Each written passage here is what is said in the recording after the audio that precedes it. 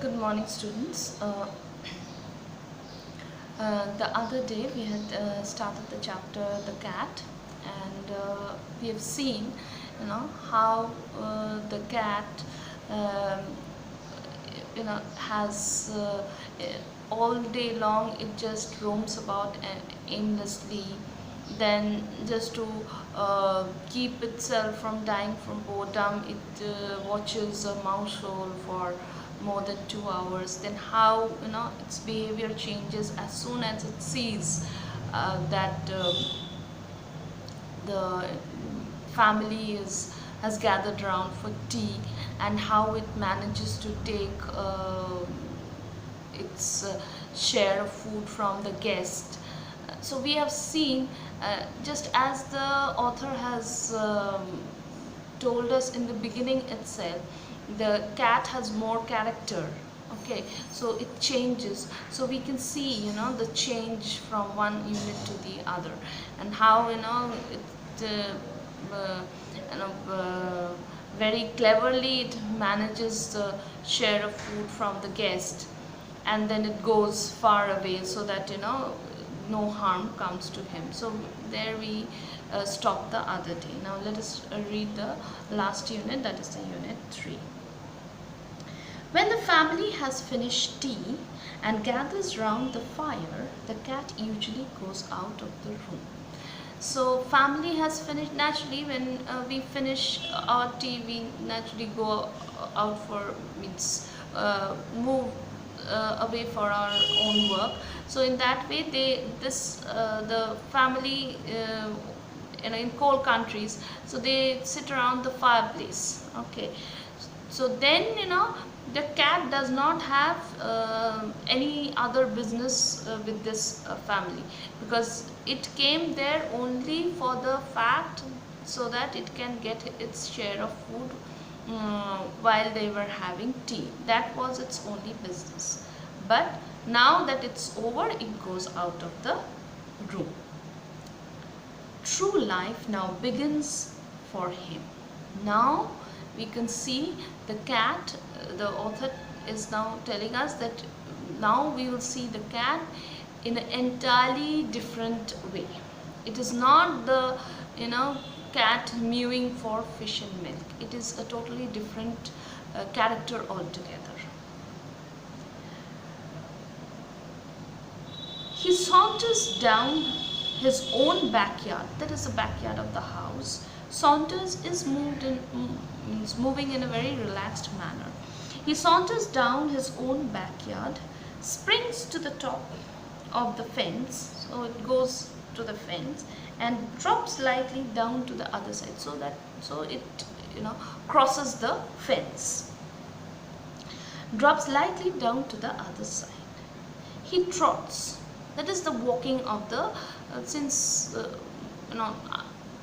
the cat's walking won't be the same, because cat, horses, dogs, they walk on 4 legs, so their walking is known as trotting in that way. So generally we use this word with horses. So it walks along. He trots across and skips to the roof of an empty shed. So skips means jumps to the roof of an empty shed. Empty shed means a building with maybe an old building with a just a shed in that way. The roof.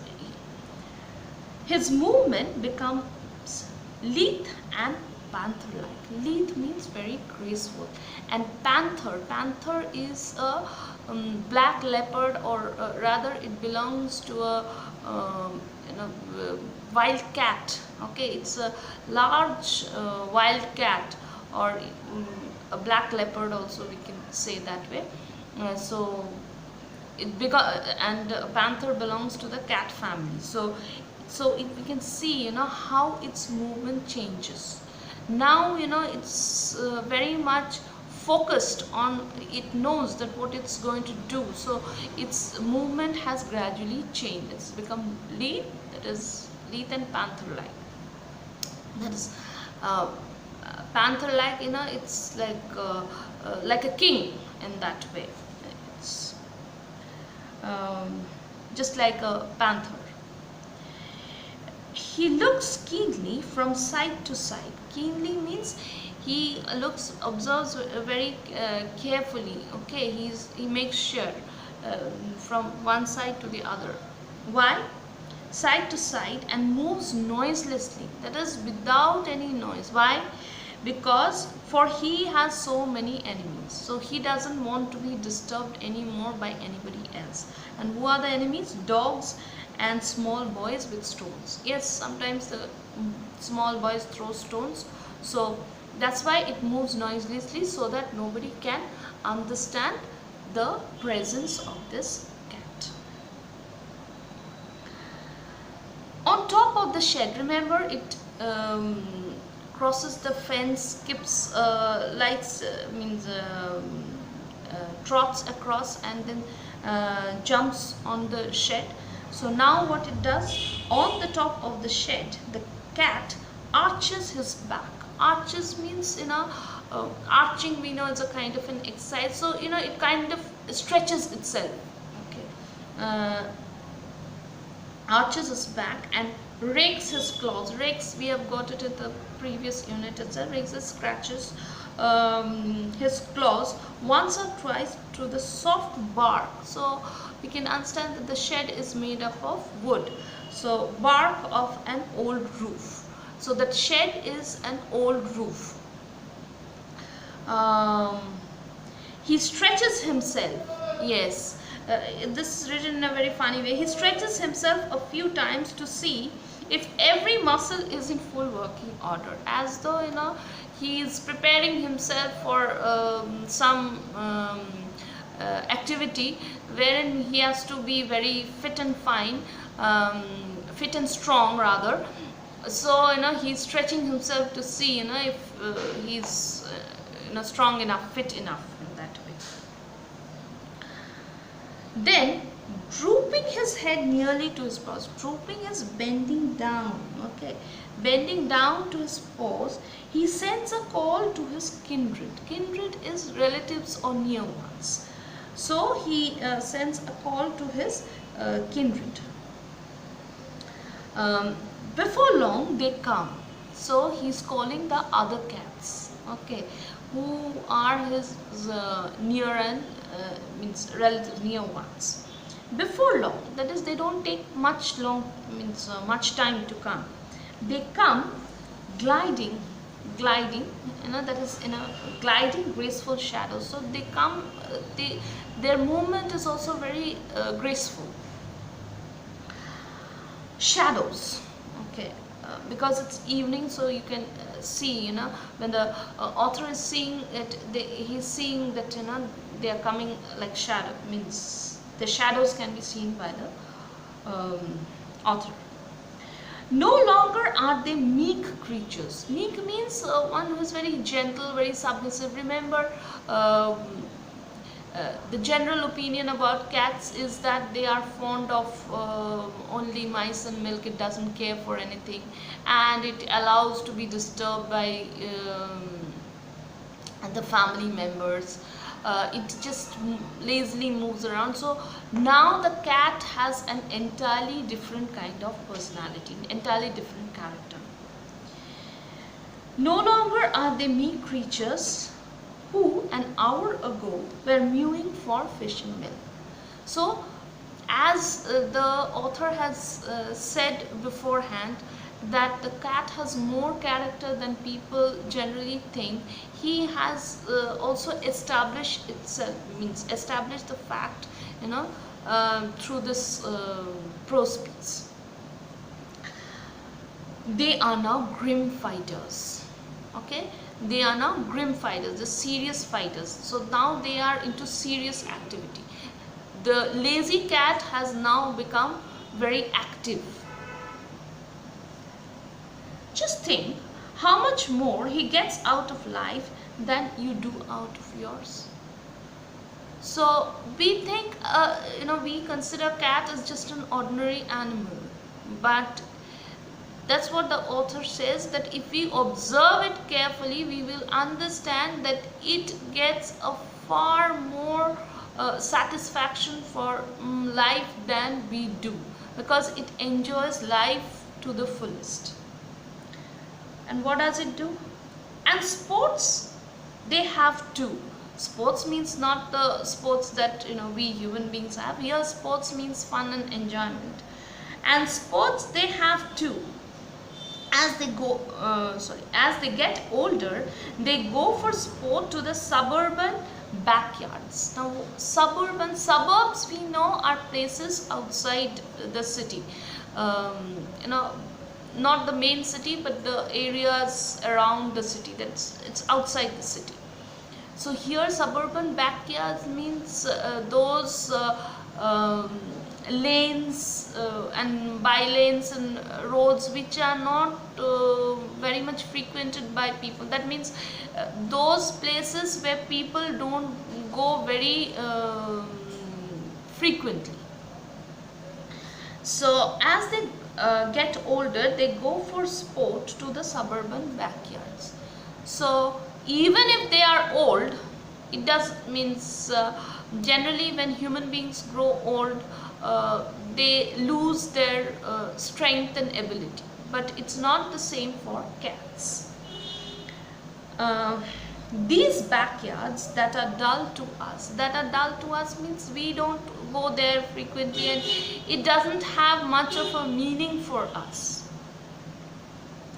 These backyards that are dull to us are to them hunting grounds. Hunting grounds means they get a lot of food, that is mice, and means those places they will have a lot of mice, so that is their food. Okay, so that becomes their hunting grounds.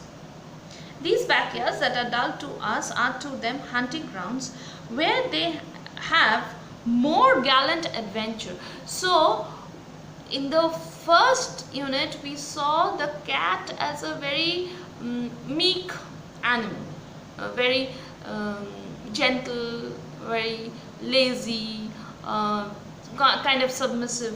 It is allowing itself to get disturbed by the people, that way. But here in the third unit we see an entirely different personality of a cat. That is, it has become more adventurous, and the author is putting it in a very funny way. We have all heard about King Arthur's knights. Okay, they were very brave and they were known for their bravery and their adventure, but to the author it seems that the cats are having more adventure than them, where they have more gallant adventure. Gallant means brave. Okay, so they are even their adventures are full of bravery, and they are more courageous than those knights of King Arthur, than King Arthur's knights ever had. It is always spoken as a reproach against cats. It's always spoken as a reproach against cats. Reproach means in a form of disappointment. Okay, so kind of a blame against cats, that they are not fond of their home, that they are more fond of their home than of the people in it. So the cats are more fond of their home, that is, they are more attached to the surroundings than the people who live in it. Naturally, the cat doesn't like to leave his country, the land where all his friends are and where he knows every landmark. It is also natural to us. We generally don't like to move to a place which is completely unknown to us. So, but sometimes we do have to do that, for different reasons. But for the cat will definitely not go, means when the maybe it has become very attached to a family, but it will not move along with the family. It will rather prefer to, maybe the previous tenant was there, but it will rather stay there. Exiled in a new land. Exile means when if it is taken to a different land. Exiled in a new land, he would have to learn a new geography. Yes, again you means the cat has to know what are the places where it can go, new friends, everything. So it does not like that. So when the family moves, the cat, if allowed, will stay at the old house and attach himself to the new tenants. So if the cat is allowed to stay, when the next tenant comes, if they don't throw the cat out of the house, if it is allowed to stay, then it will once again adjust with the new tenants. And again, there's a sense of humor in the last sentence. He will give them the privilege of boarding him while he enjoys life in his own way. Give them the privilege of boarding him. That is as though the tenants. It's a great honor to the tenants to keep that cat in that way. So it will give them the privilege. That is, it will give them the right. Privilege means right to or honor to keep him. Okay, boarding him, and boarding him means keeping him there while he enjoys his life. And so if he is allowed to if the tenants allow him to stay in that house, then the cat can it would be easy for the cat, because it knows every landmark, that is, it knows the place in and out, and then it can enjoy its life as we have seen how it does. Okay, so there the chapter ends, and we see how the character of the cat changes from first to the last, how a meek and gentle creature becomes a grim fighter and then an adventurous creature at the end. Now the questions from this unit could be, when does the true life begin for a cat? Okay, when the family finishes the tea and the cat goes, when in the evening the family finishes the tea and the cat goes out of the room. Why does the cat stretch itself? The cat stretches himself to see whether all its muscles are in full working order in that way. Where does the cat go for sport? We have already seen it. It goes to the suburban backyards. With whom has the cat's adventure been compared to? Its gallant adventures have been compared to those of King Arthur's knights. What is the general reproach of the cat? That it is fond of the house that it lives in more than the people who are there in it. What is the cat unwilling to do? The cat is unwilling to go to a new place. Rather, it will adjust itself to the new tenants, okay, and enjoy life in its own way. So, thank you, students.